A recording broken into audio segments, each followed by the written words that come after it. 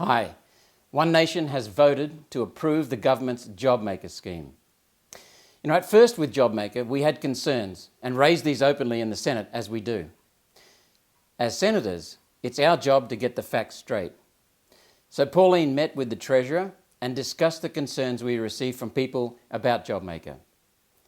The Treasurer, to his credit, provided solid data, and we have the courage and integrity to change our view, and I want to tell you why.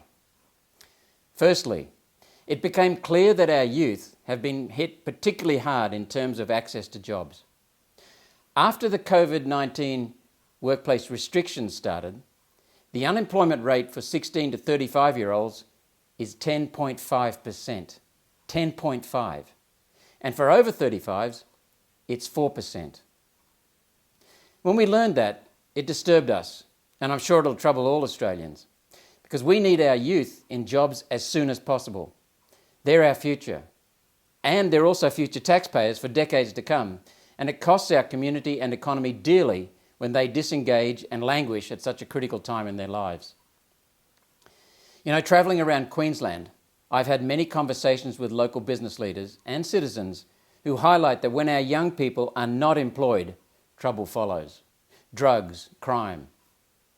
Secondly, our concern was that JobMaker will allow a company to sack an older worker and replace them with a subsidised younger worker on JobMaker.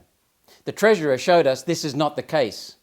The government has addressed this by ensuring an employer can only get JobMaker if the number of employees goes up.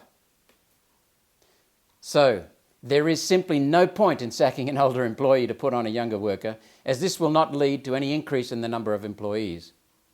JobMaker would not be available and therefore would not motivate or drive this behaviour.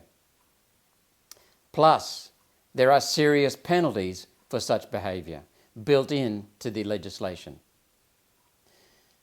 Finally, there were concerns that workers are worried that they will have their hours cut back so that a new worker can come in under JobMaker. The protection put in place by the government is the requirement that states the number of hours must go up. It's clear that JobMaker is only available to a business that can demonstrate extra hours being worked. There's no point in cutting back hours of an existing employee to give to a new employee because JobMaker would not be available. Plus, there are serious penalties for such behaviour. Now, we accept and we know that some employers don't do the right thing. And that's why there are financial penalties for employers who do the wrong thing. And if a person feels they have been fired or had their hours cut back unfairly because of JobMaker, then that person can ring the tax department hotline anonymously to report the situation and have it investigated. Any employee is also free to report an employment matter to the Fair Work Ombudsman for either a permanent reduction in hours or a dismissal. Those protections have always existed for every Australian worker, and One Nation will ensure they always exist.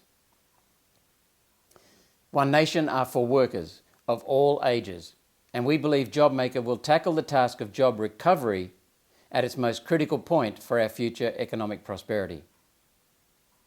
Now, I'm sure all people, young and old, care, really care, and want to ensure the young are supported in this challenging period with very high unemployment for the young. All Australians care about our country's future.